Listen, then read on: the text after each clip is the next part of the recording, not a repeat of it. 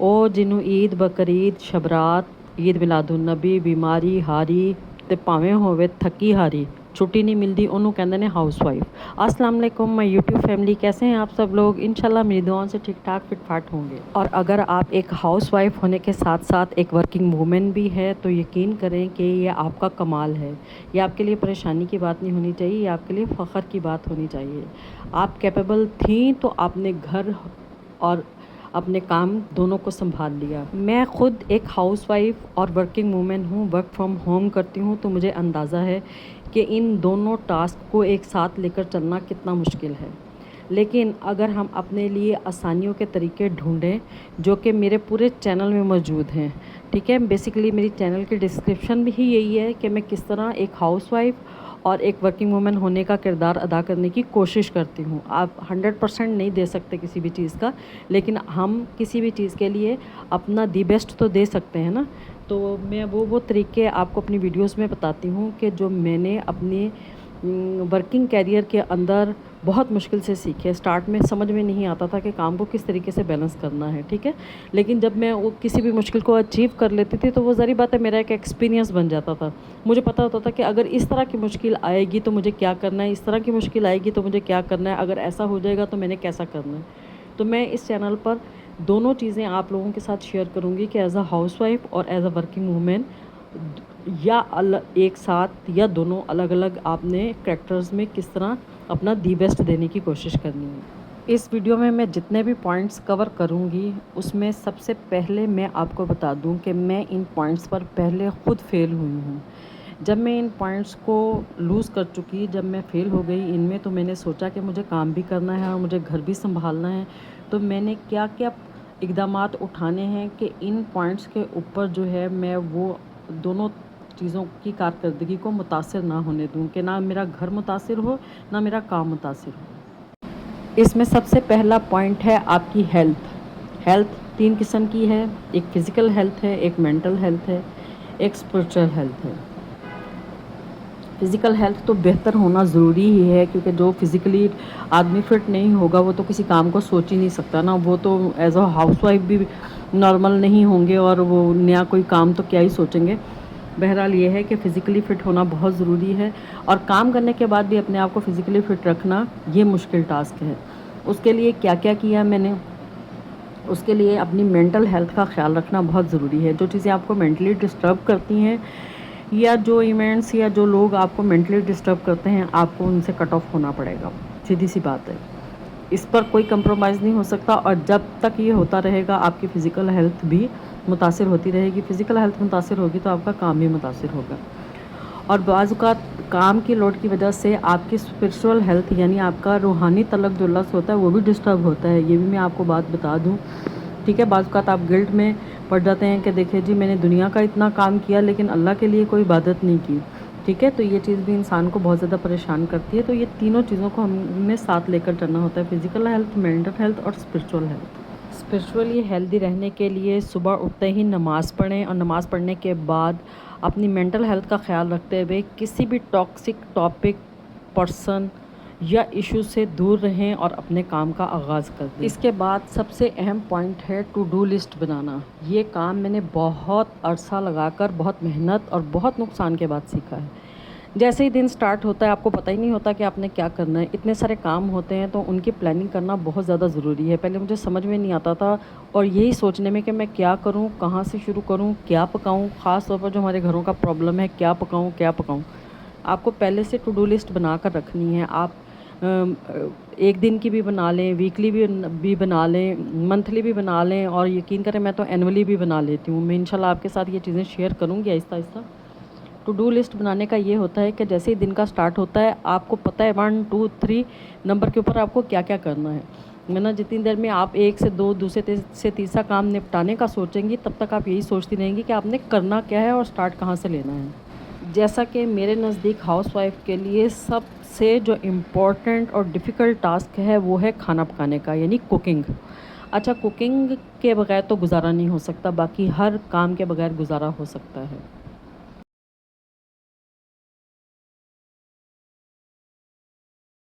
اس لیے آپ نے ٹاپ پریورٹی پر کوکنگ کو رکھنا ہے. ایک دن پہلے جو بھی پکانا ہے اس کی بھی لسٹ بنا لیں اور اس کے لیے جو سامان چاہیے اس کی بھی گروسری کر لیں آپ.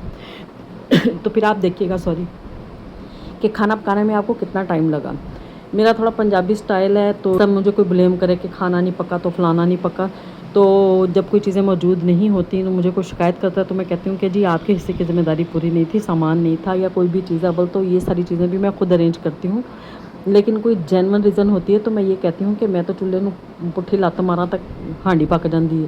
ٹھیک ہے, تو ایک دفعہ آپ نے کوکنگ کا ٹاسک کمپلیٹ کر لیا تو آپ چاہے ورک فرام ہوم کرتی ہیں یا باہر جا کر کام کرتی ہیں, آپ یقین کریں کہ آپ کی زندگی آسان ہو جائے گی. آپ نے کچھ روٹیاں بنا لیں اور ایک سالن بنا لیا تو آپ بالکل فری ہیں کہ آپ جس طریقے سے بھی چاہیں آپ اپنی مینٹل ہیلتھ کو ٹھیک رکھتے ہوئے یا مینٹلی ڈسٹرب نہ ہوتے ہوئے اپنے کام کو پراپر کرتی رہیں گی. ٹھیک ہے, تو اول تو ظاہر بات ہے دوسرے گھر کے باقی لوگوں کو بھی چاہیے کہ وہ کھانا پراپرلی کھا لیں.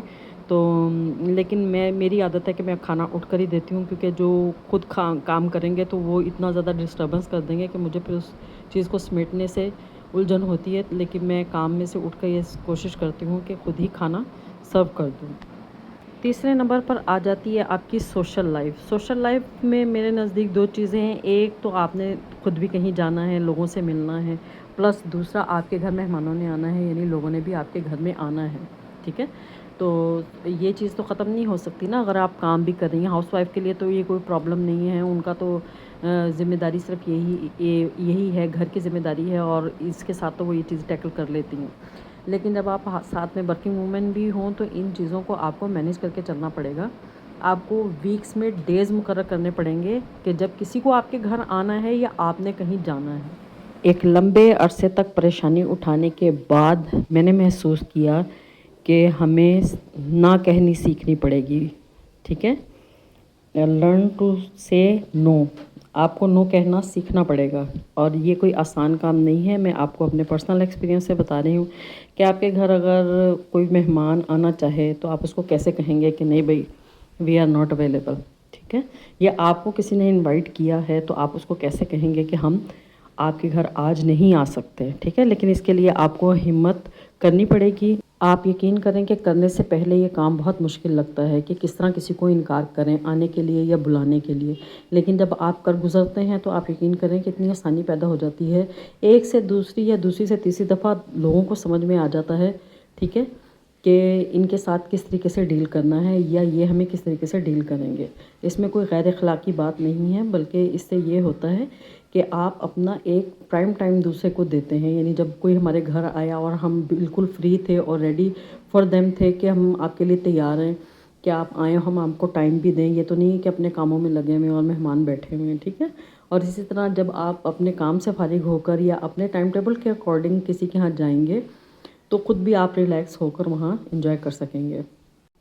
جو لوگ کام کرتے ہیں ان کو یہ اندازہ ہوگا کہ یہ کتنا مشکل پوائنٹ ہے. ٹھیک ہے, اپنی سوشل لائف کو ساتھ لے کر چلنا کام کے بہت مشکل ہوتا ہے, کیونکہ بہت سارے لوگوں کو انسان جواب دہ ہوتا ہے سوسائٹی کے اندر.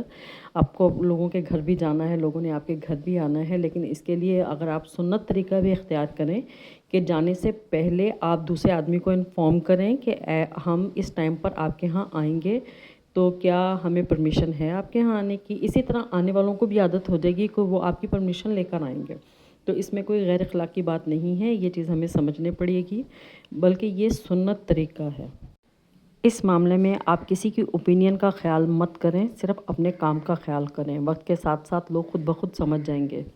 آخری نمبر پر آتی ہے آپ کی پرسنل لائف. اس کو بھی بیلنس کرنا بہت زیادہ ضروری ہوتا ہے. پرسنل لائف میں تو ساری چیزیں آ جاتی ہیں نا, آپ کا کام پلس آپ کا جو کمرشلی آپ کام کر رہی ہیں, ورک فرام ہوم ہے یا باہر جا کر کام کر رہی ہیں وہ, پلس آپ کی فیملی ٹائم. ٹھیک ہے, فیملی ٹائم اور ایک ہوتا ہے می ٹائم.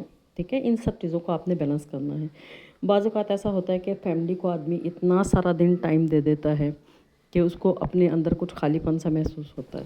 اس خالی پن کو دور کرنے کے لیے ہر انسان اپنے طریقے سے ایک می ٹائم گزارتا ہے. میرا می ٹائم چائے کے ساتھ ہوتا ہے. اگر میں نے فیملی کے ساتھ 1 سے 2 دفعہ چائے پی لی ہے تو میری فیملی کو بھی پتہ ہے کہ ایک دن میں 1 دفعہ یہ تنہائی میں بیٹھ کے چائے پیے گی اور اپنی ساری سوچوں کو جو ہے وہ آڈٹ کرے گی, گھر کے کاموں کو بیٹھ کے آڈٹ کرے گی. اگر دن میں 1 دفعہ اگر اس کو تنہائی کے ساتھ چائے نہ ملی تو اے چڑیل بن جائے گی. ٹھیک ہے. تو میرا چڑیل پونا ختم کرنے کے لیے اس چیز پہ کمپرومائز کرنا میں نے ان کو سکھایا ہے کہ آپ مجھے تھوڑی اسپیس دیں گے. میں 10 سے 15 منٹ کا میرا ٹائم ہوتا ہے جو مجھے تنہائی میں گزارنا ہی ہوتا ہے ہر حال میں. آپ کو اپنے لیے جو بھی مناسب لگے آپ ویسے اپنے می ٹائم کو گزاریں. میں نے آپ کو اپنا بتا دیا ہے. ٹھیک ہے. اور اس ٹائم میں انسان اپنے آپ کو تھوڑا بیلنس کرتا ہے، اپنے مزاج کو تھوڑا بیلنس کرتا ہے، اپنے غصے کو تھوڑا بیلنس کرتا ہے. ٹھیک ہے. سارے ایموشنز کو انسان تنہائی میں بیٹھ کے ایک لیول پر لے کر آتا ہے، تھوڑی تھکن دور کرتا ہے. آپ یقین نہیں کریں گے کہ اپنے می ٹائم کے بعد میں اپنے آپ کو اپنے کاموں کے لیے جتنا انرجیٹک محسوس کرتی ہوں دن کے کسی حصے میں نہیں کرتی.